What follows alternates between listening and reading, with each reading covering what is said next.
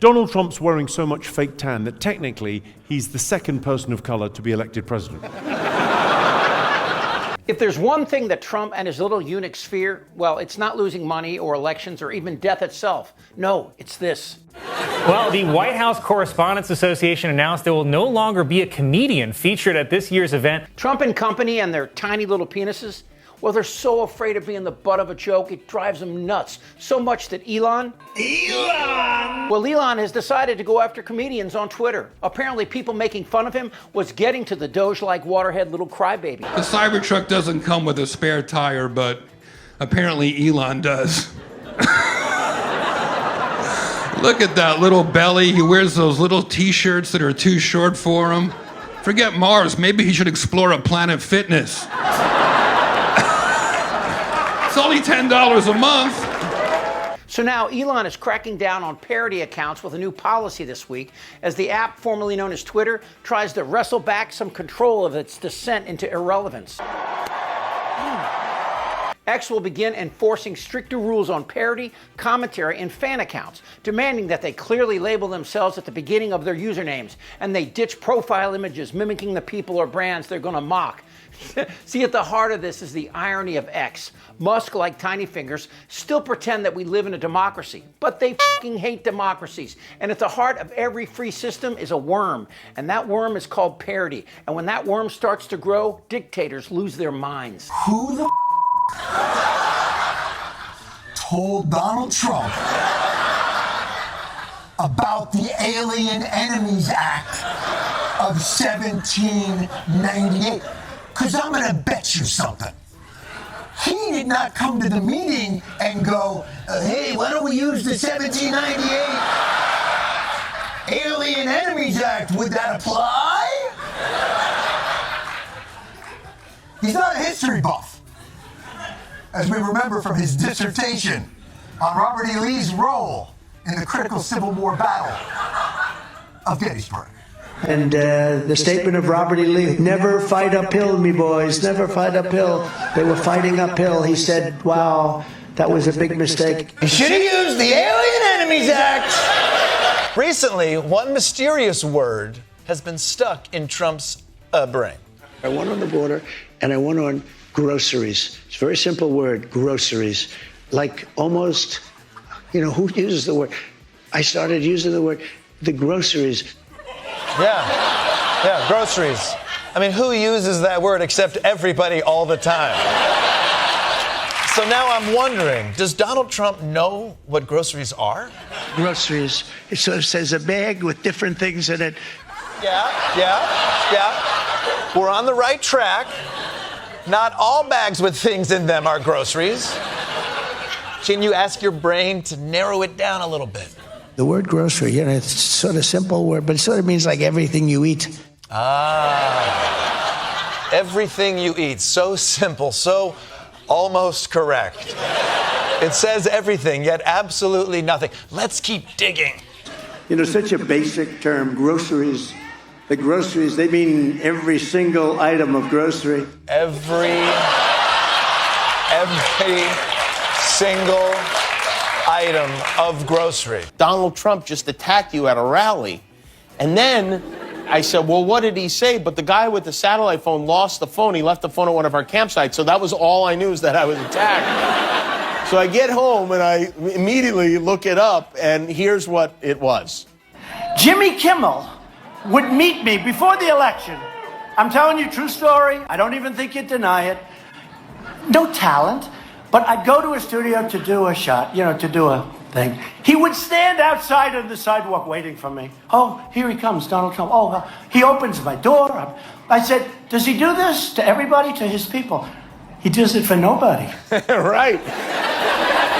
Including you, I do it for nobody because... And Trump is so easy to go after. That's because he's so mentally ill. If you took all of his insecurities and dumped them into the Atlantic Ocean, you could walk on top of them all the way to England. So here are his weaknesses. Number one, his fear of not having money. Here's the good news. I'm very rich. I don't need anybody's money. It's nice. I'm really rich. I'm the most successful person ever to run. Fortunately, I'm very rich. So I have a total net worth, and now with the increase, it'll be well over $10 billion. I'm not doing that to brag, because you know what? I don't have to brag. I don't have to, believe it or not. See, Trump views money as strength and power, and he threatens to sue people all the time for pointing out he's probably underwater and broke, and nowhere near this billionaire he claims. I don't want to be Herbert Hoover. Number 2, his penis. Trump's insecurity about the size of his penis, well, does it surprise anyone? He hit my hands. Nobody has ever hit my hands. I've never heard of this one. Look at those hands. Are they small hands? Hey, Mr. Trump, drop your pants.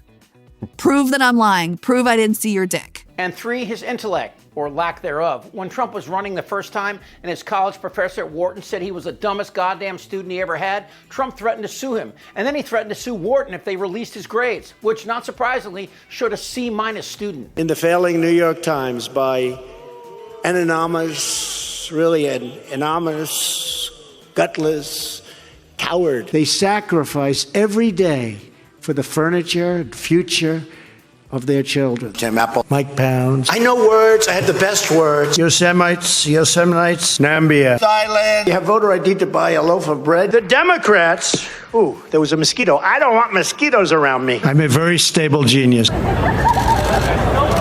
And for the last 10 years, Trump has been the target, and you could see how it gets to him. He constantly goes after comedians as not funny at all. Even when Fallon kissed his ass the summer of 2016, Trump still felt vulnerable. How weak and pathetic is a guy like that? Mama La Kamala just don't give a frack.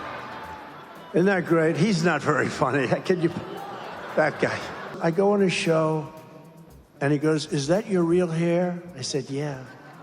He said, "Do you mind if I mess it up?" But now Elon Musk has become a target as well. And I'm sure someone said to him, throw the comedians off Twitter. And America's going to be like one of my rockets, you know, they're super cool and super fun.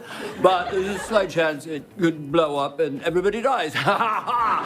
Anyway, I'm Doc Mega! See you in the White House! USA! USA!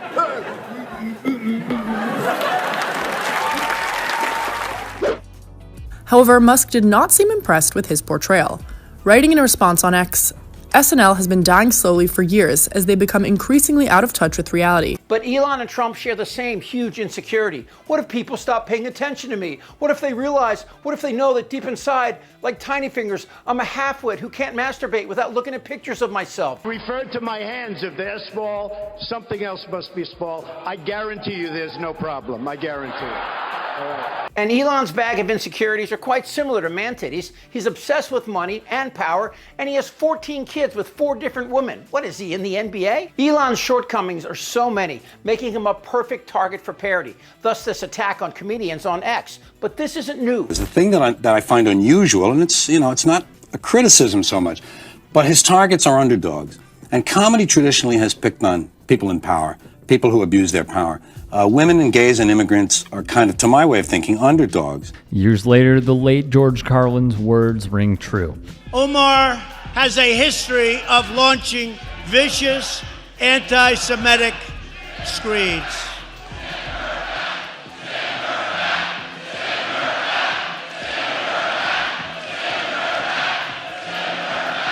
With no finer example than Trumpism. The bottom line, dictators hate people laughing at them more than losing elections, losing money, or not even when their little boys can't perform. Because comedy cuts deeper and reveals the truth better than any campaign slogan. You want to get these fascists? You want to really hurt them? Make fun of them. They don't call it a punchline for nothing. Are your leaders incompetent, unqualified people compromising national security? Yes! Yes! Yes! Terrorizing our communities? Goddamn right. Elon! They had what? Bloated and fat and disgusting. I like that. We're a nation that speaks English. Look, if something like that thing's start goggling. I don't want to talk about this stuff. Am I wrong? Yes! Tick-tock! You're in a lot of trouble, Donnie. I think he's crazy. I'm Chip Franklin.